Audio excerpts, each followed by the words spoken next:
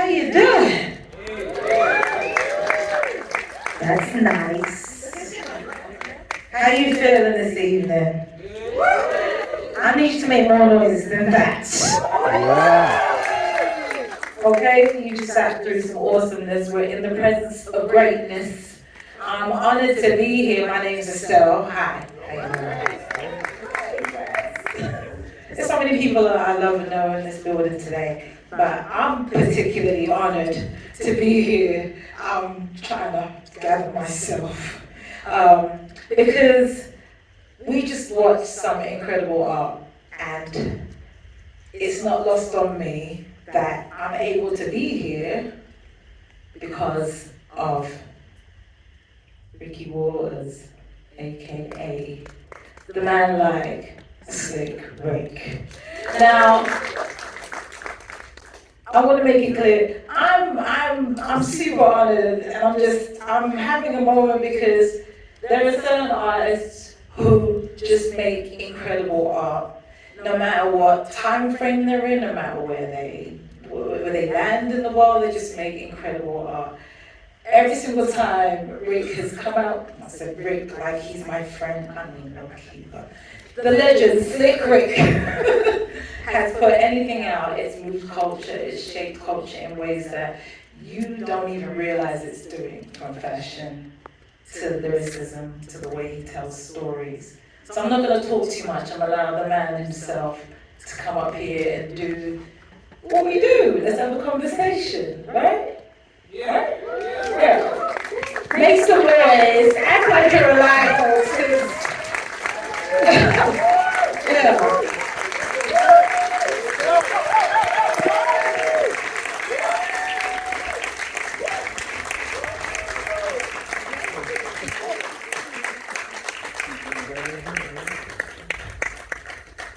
You keep it going.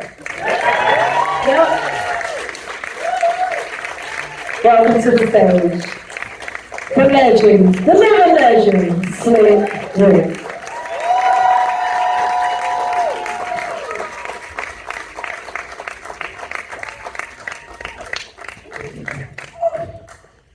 Hi. Word. How you feeling? Good, fam. I'm good. You look good. You look good. Thank you, fam. You like the colors? I love it. Make some noise for the outfit, yes.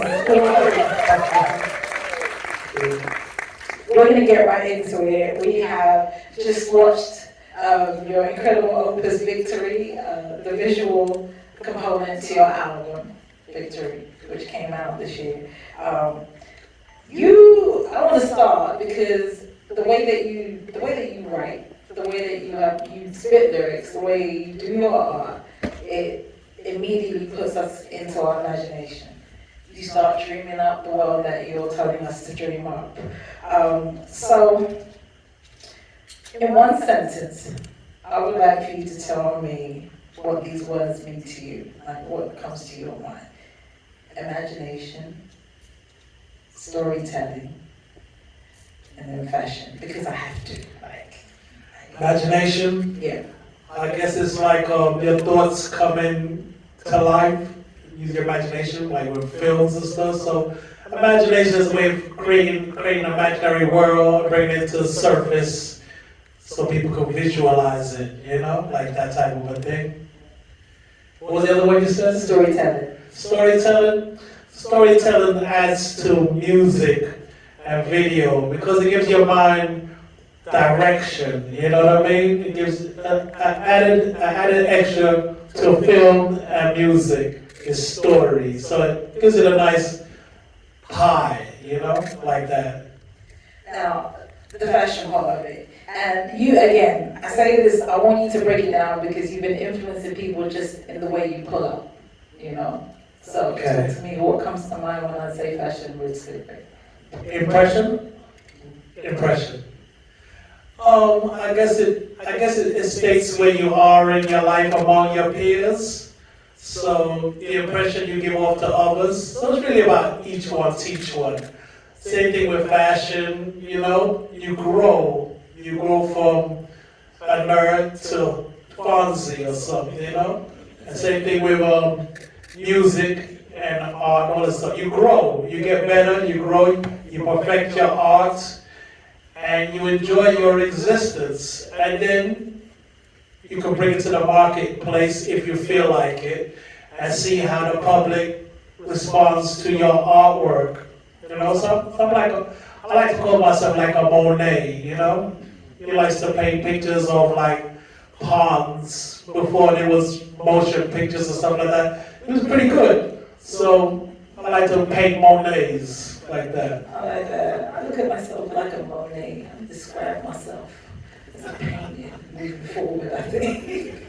All right, but speaking of style and art, like nothing that you do while simultaneously being so consistent, nothing is the same with you.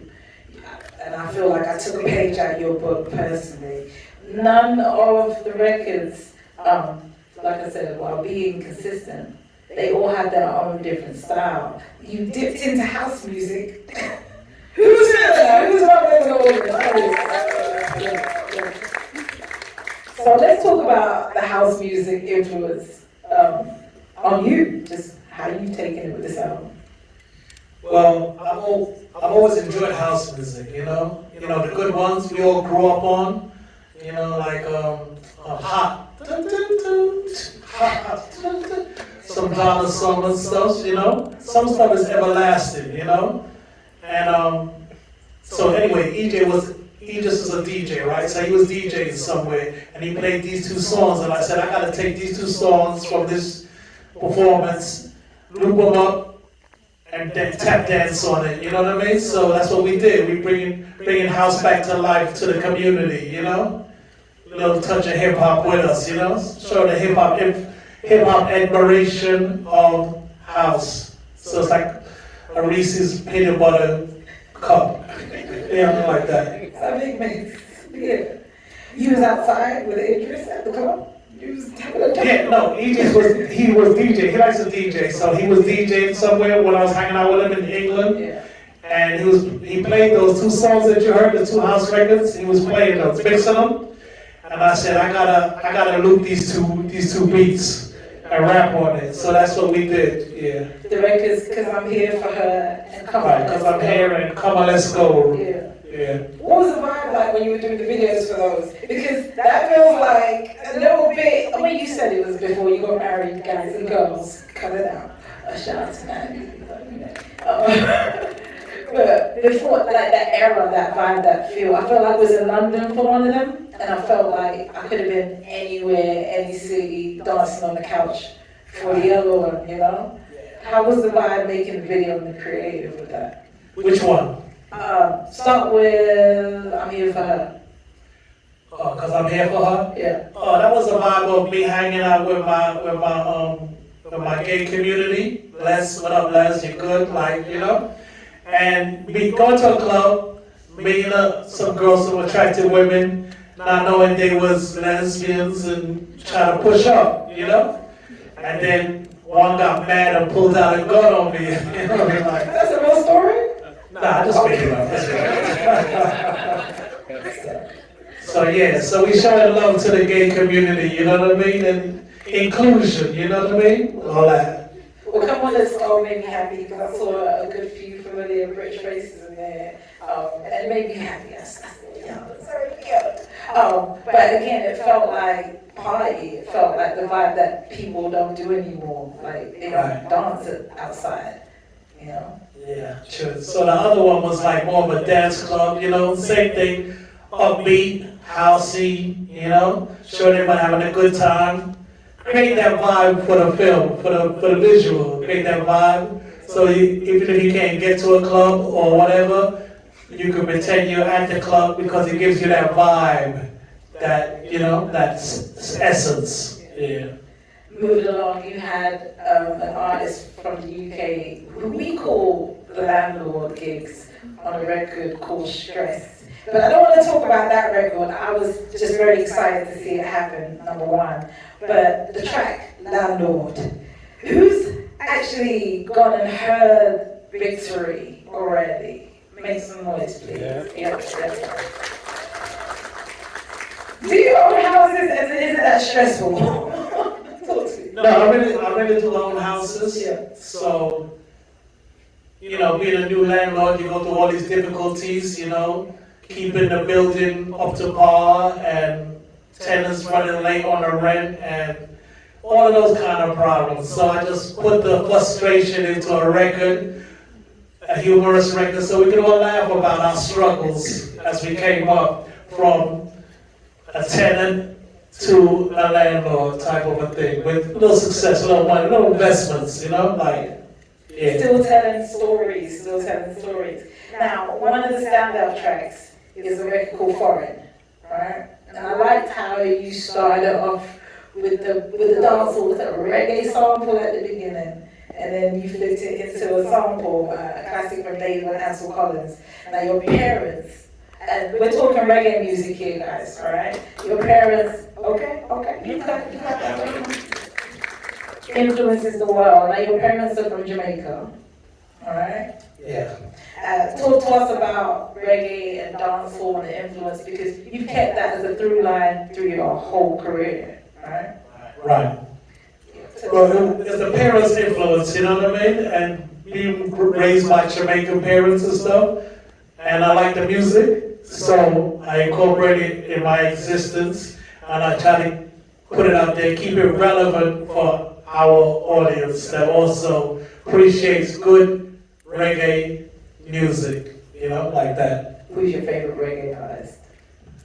My favorite reggae artist, I would have to say, is the Heptones. That's like an old group from like the 60s. They had some real cute beats. That's what meant when they said hip tones. It's like they're saying hip tones, but it's pronounced Heptones. So yeah, like that. So I'll give it to them. Then I give it to the younger guy. I like Bounty Killer. He be doing this thing, you know what I mean? He has a gift, he has that niche. And a bunch of other cats, Sean Paul, all the cats, Super Cat, all that, yeah.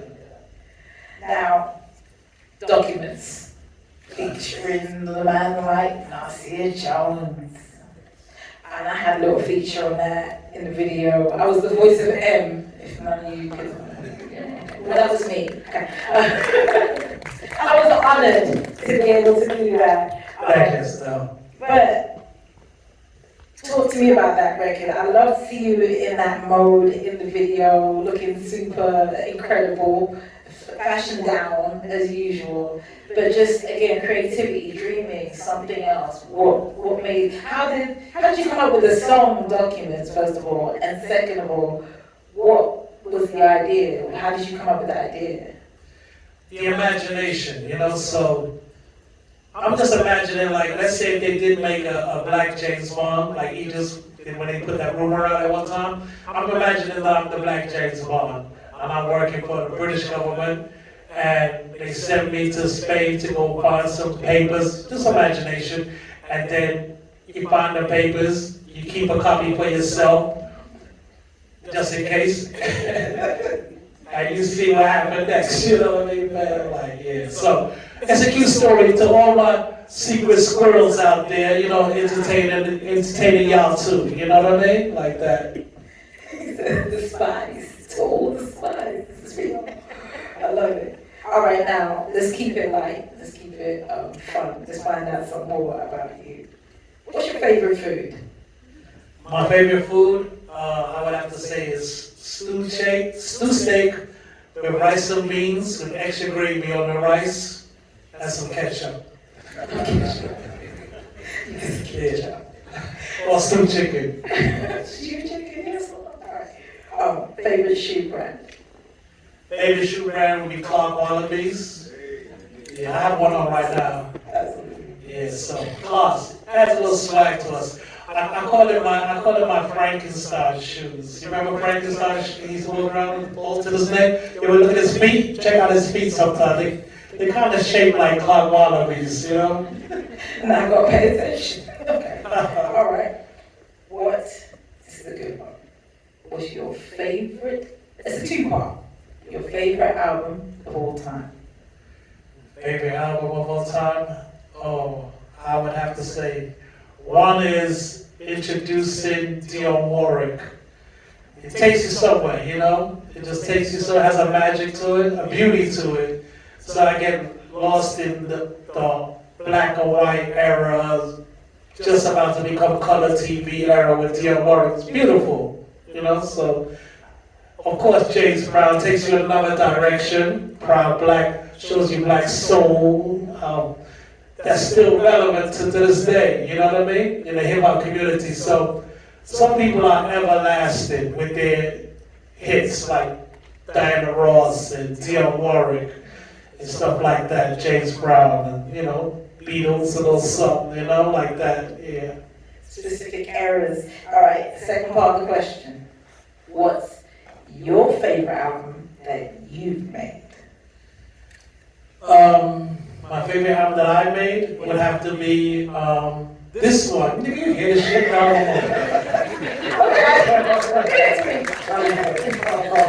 Yeah, because it's relevant, because it's new and it stimulates my brain cells at 60, you know? So the other stuff is good. I appreciate the other stuff, but the mind wants to grow, stay relevant, and be entertained at its level it is now, you know? Like, yeah. All right. What is your favorite movie of all time? Oh, well, there's a lot, you know? I like a lot of cult classics. So if you ever get bored with watching TV, find a way to Google to cult classics. You find like Goodfellas, Casino, Paid in Full, Menace to Society, Cooley Brown. It depends on where your mind wants to go. You want to go nostalgic to see yourself in the 60s. You go like Cooley High and all that kind of stuff. Shaft, Fred Williamson movies, The Black Godfather. It depends on where your mind want to go, you know? Like that type of a thing, yeah. Pure classics. All right, I have another song question. What song made you fall in love with hip hop? Say that one more time. What song made you fall in love with hip hop?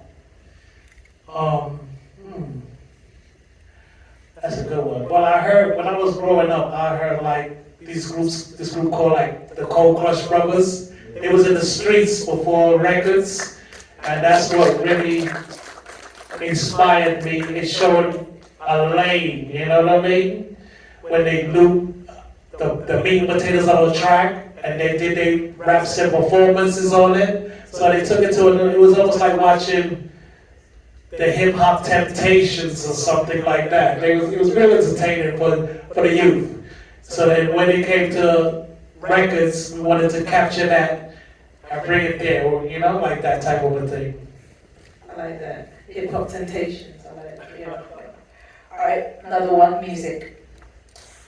What song made you fall in love with reggae or ska music? Ooh, that would have to be the Heftones again, because their melodies were so Jamaican and rich and soulful and hip. What's your favorite song from them? They got a lot. Let me see if I can think of one.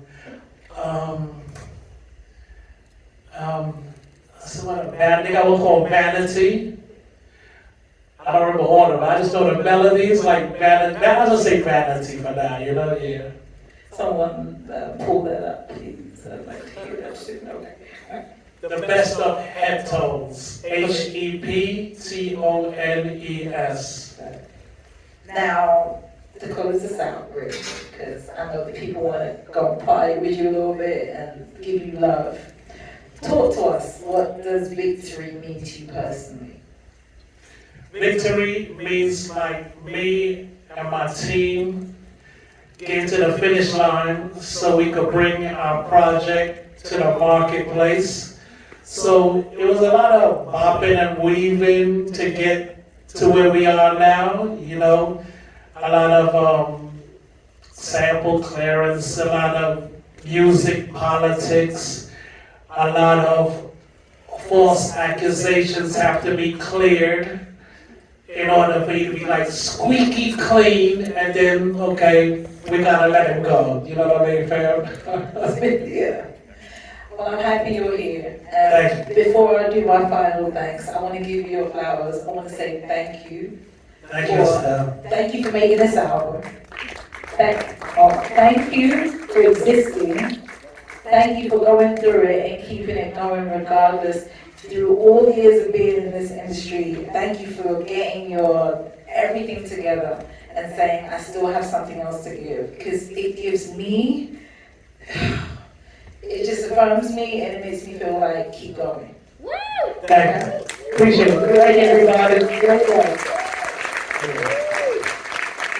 I want to thank everybody who helped bring the project to life. They say it takes a village. So shout out to Team Eye Patch, okay?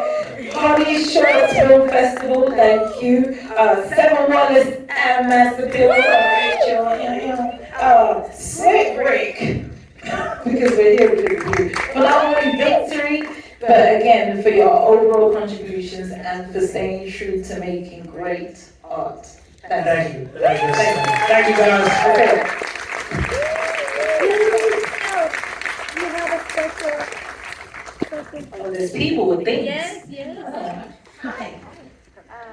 I am Jessica Fidel. I actually head the music category at the festival, so thank you for being here. And we just want to apologize for the delay with the Q&A. It is such an honor to have you and you as well. We would like to present you guys with some gifts. We have some high-end British tea and some crystal encrusted champagne glasses.